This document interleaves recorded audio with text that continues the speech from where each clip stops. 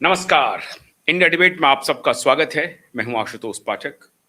मित्रों, आज मैं ये शो थोड़ा सा पहले कर रहा हूं क्योंकि आज देश के करोड़ों भाइयों की दुआ काम कर रही है, रंग ला रही है। अदालत में 11 बजे से सुनवाई शुरू हो गई है। 5.5 घंटे सुनवाई की हमने पूरी डिटेल कल आपको बताई थी, आज फिर बताऊंगा।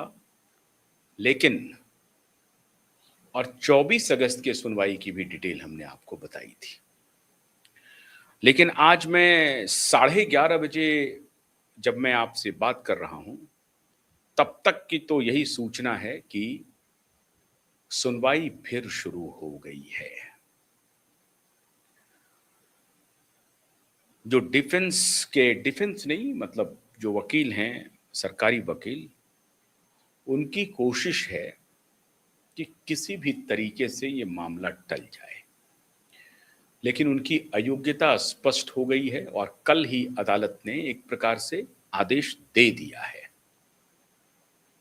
अपना मंतव्य स्पष्ट कर दिया है अदालत ने, क्योंकि एक भी सवाल का सरकारी वकील ने ठीक से जवाब नहीं दिया, संतोषप्रद जवाब नहीं दिया।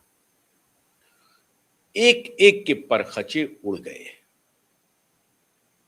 और हैरानी की बात यह है कि सबसे हैरानी की बात यह है कि एडीआर रिपोर्ट जो दिशा के मामले में सबमिट हुआ है, उसकी 2 डिस्क्रिपेंसी ऐसी है मित्रों, जिसे कोर्ट जान करके हैरान हो गया।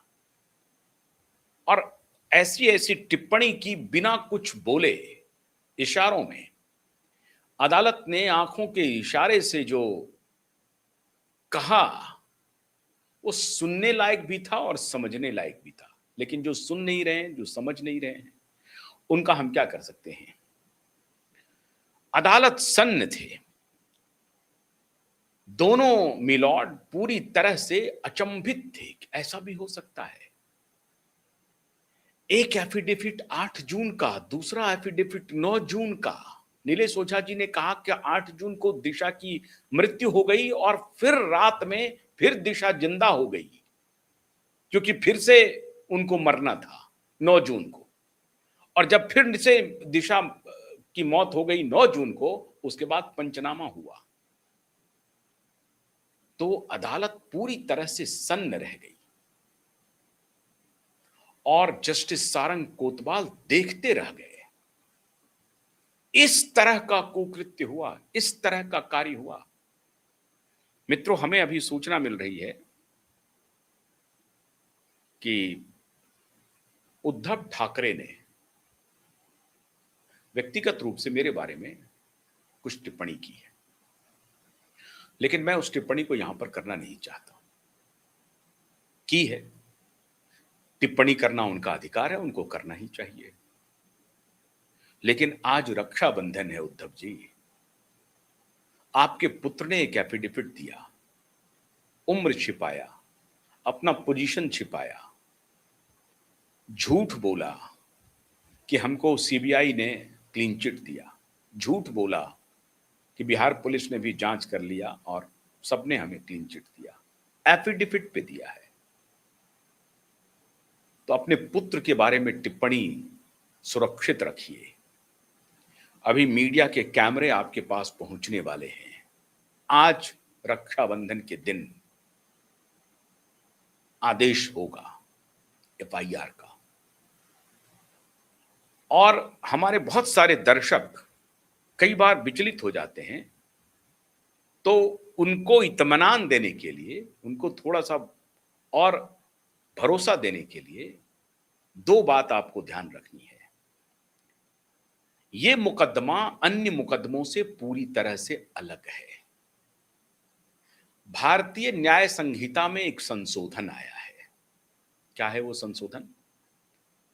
और इस संशोधन की पृष्ठभूमि बनी 2012 का एक केस, निर्भया का।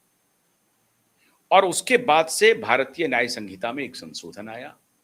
संशोधन है कि अगर गैंगरेप, बलात्कार और उसके बाद हत्या, इसका कोई भी इस तरह के संगीन मामले आते हैं तो उन्हें 2 महीने में उसके सारे इन्वेस्टिगेशन पूरे करने हैं। समझे बात को? इसलिए हमारे बहुत सारे दर्शक विचलित हो जाते हैं कि हम जो सीबीआई की इंक्वायरी की डिमांड कर रहे हैं वो गलत है। बिल्कुल गलत नहीं है। सीबीआई में ईमानदार ऑफिसर भी हैं, सीबीआई में भ्रष्ट ऑफिसर हैं। अभी झड़ी लगेगी, उन भ्रष्ट ऑफिसरों की अभी जड़ी लगने वाली है। चिंता मत करिए, धैर्य रखिए, बिल्कुल धैर्य से ये लड़ाई लड़ी जा रही है। सीबीआई को ट्रांसफर करने की दलील इसलिए हो रही है, इसलिए एफआईआर का आदेश तो बहुत पहले आ गया होता। अदालत सुनवाई इसलिए कर रही है कि क्या मुंबई पुलिस से इस इन्वेस्टिगेशन को हटा लिया जाए। क्या मुंबई पुलिस पर भरोसा नहीं किया जा सकता है? क्या मुंबई पुलिस अभी भी दबाव में काम करेगी? बिल्कुल करेगी, यही प्रेयर है, कर सकती है। फिर भी मुंबई पुलिस में ईमानदार ऑफिसरों की कमी नहीं है। जो कल धुरंधर आए थे, जिसको मैंने दिखाया था और वो लाइव जुड़े थे हमारे कार्यक्रम में, ऐसे धुरंधरों की कमी नहीं है, ऐसे ईमानदार ऑफिसरों की कमी नहीं है। और उन्हीं ईमानदार ऑफिसरों की वजह से तो ये केस खुल पाया है, जब हमारे पास सूचनाएं निकल करके आई हैं। तो ऐसे ईमानदार पुलिस ऑफिसर भी हैं मुंबई पुलिस में, केवल भ्रष्ट नहीं है। लेकिन जो भ्रष्ट हैं वो डिरेल कर सकते हैं, ऐसी बातें हो सकती हैं। ऐसी परिस्थिति में यह डिमांड की जा रही है कि यह मुकदमा सीबीआई को ट्रांसफर कर दिया जाए, और सीबीआई को ट्रांसफर ही ना सिर्फ किया जाए, बल्कि कोर्ट मॉनिटर्ड इंक्वायरी को प्रोसीड करे सीबीआई। अब सीबीआई के सामने में एक ही विकल्प है, और वो विकल्प है ईमानदार इंक्वायरी की, ईमानदार जांच की, और वो भी 60 दिनों के अंदर। बबेला क्यों मच रहा है? सत्ता एक तरफ है, बिकी हुई मीडिया एक तरफ है, अपोजिशन के लोग उनके तरफ हैं, बहुत सारे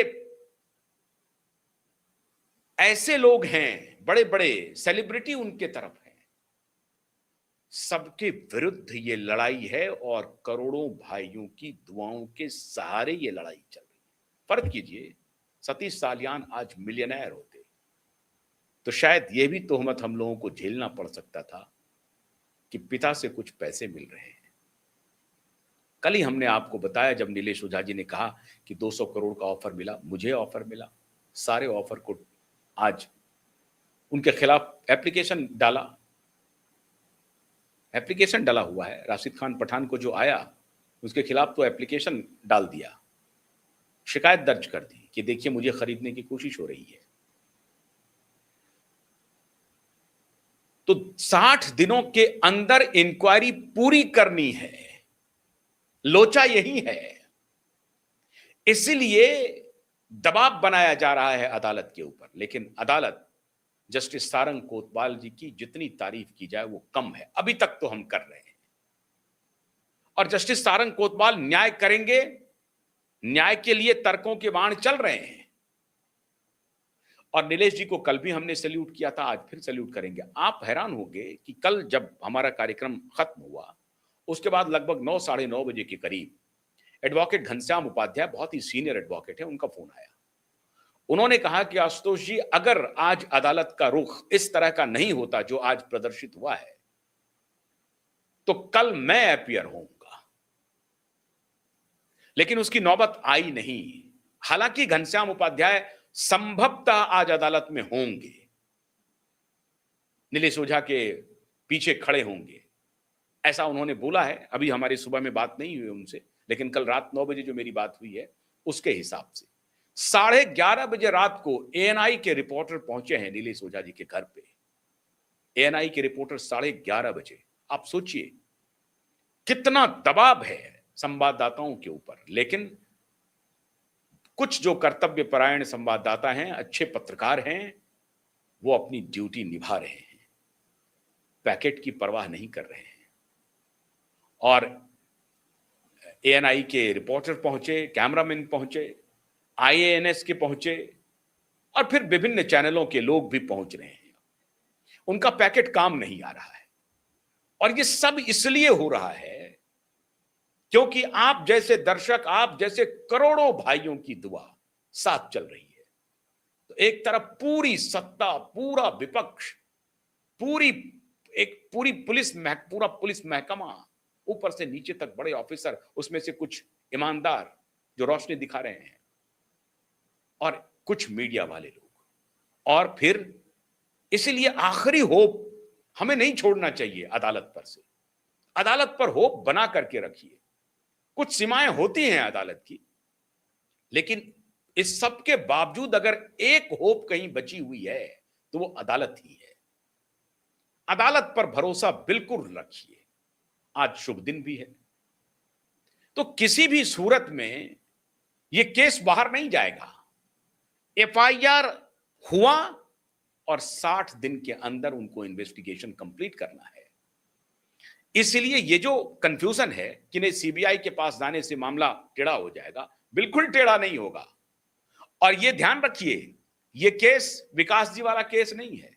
सीबीआई ने क्लोजर रिपोर्ट फाइल कर दिया, विकास जी कहां हैं? विकास जी मौन हैं। हो सकता है उनकी सीमाएं हो, मैं ये नहीं कह रहा हूं कि विकास जी चुप बैठे हैं, वो इंतजार कर रहे होंगे दिशा के केस का, ऐसा भी हो सकता है।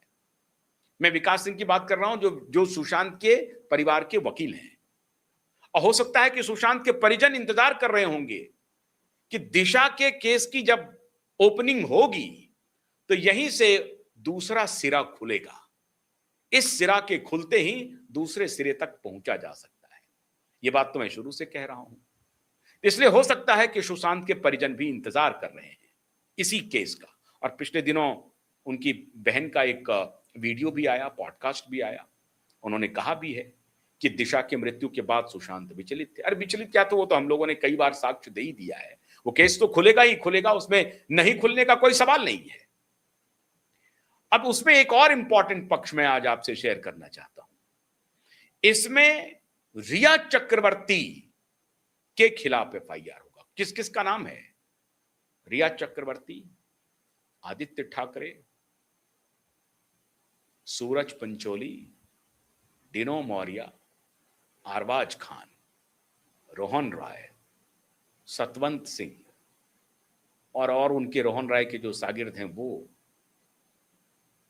और मीडिया वालों में न्यूज लॉन्ड्री, बड़े बड़े पत्रकार, ये पार्टी हैं केस में। ध्यान रखिए, ये पार्टी हैं। ये लड़ाई आसान तो नहीं है ना, ये पार्टी है।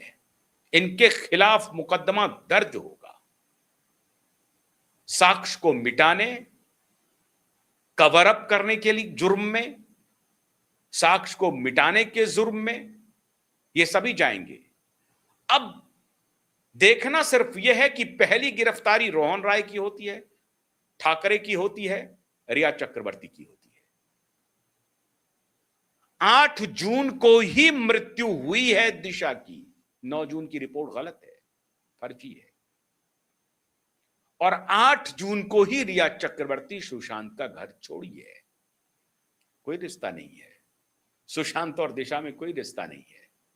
डीजीपी बिहार गुप्तेश्वर पांडे मूर्ख थे, आईपीएस विनय तिवारी मूर्ख थे जो कह के चले गए, लेकिन सब मौन हो गए। मैंने स्वयं विनय तिवारी को फोन किया, एक बार नहीं, 2 बार, और दोनों बार मेरा फोन लेने से वो कतराते रहे, चुप हो गए, कोई बोलने के लिए तैयार नहीं। इतना मैं हैरान हूं। आईपीएस ऑफिसर हैं आप इन्वेस्टिगेशन करने के लिए गए थे, आपको 14 दिन क्वारंटीन कर दिया, मुखर होके कुछ बोलते तो सही। नहीं बोलेंगे।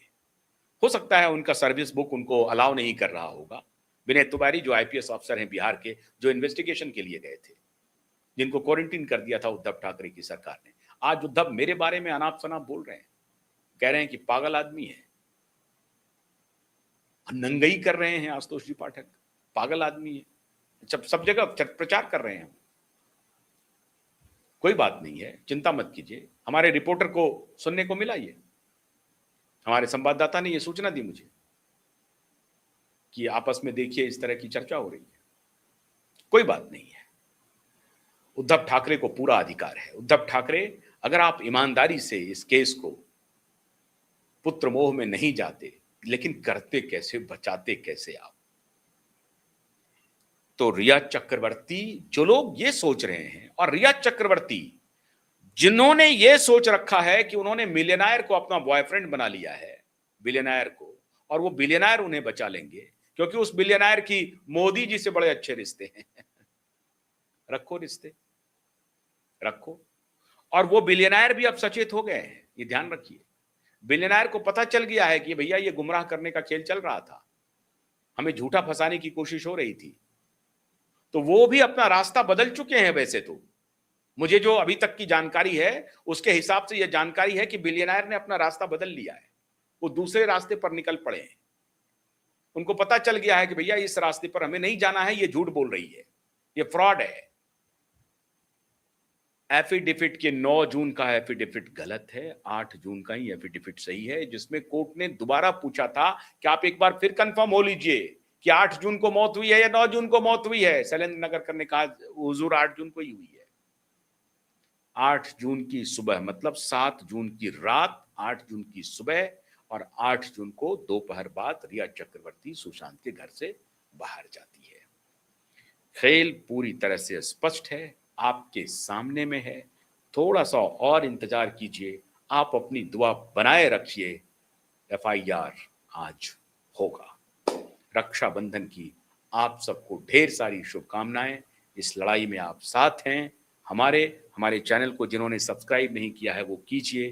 फेसबुक, इंस्टाग्राम, हमारा जो एक्स का हैंडल है उसे फॉलो कीजिए। हमारे QYib.in, अंग्रेजी में prakashtv.in, उसे भी फॉलो कीजिए। आपका सहयोग, हम उसके प्रति ऋणी भी हैं। बहुत बहुत शुक्रिया। नमस्कार।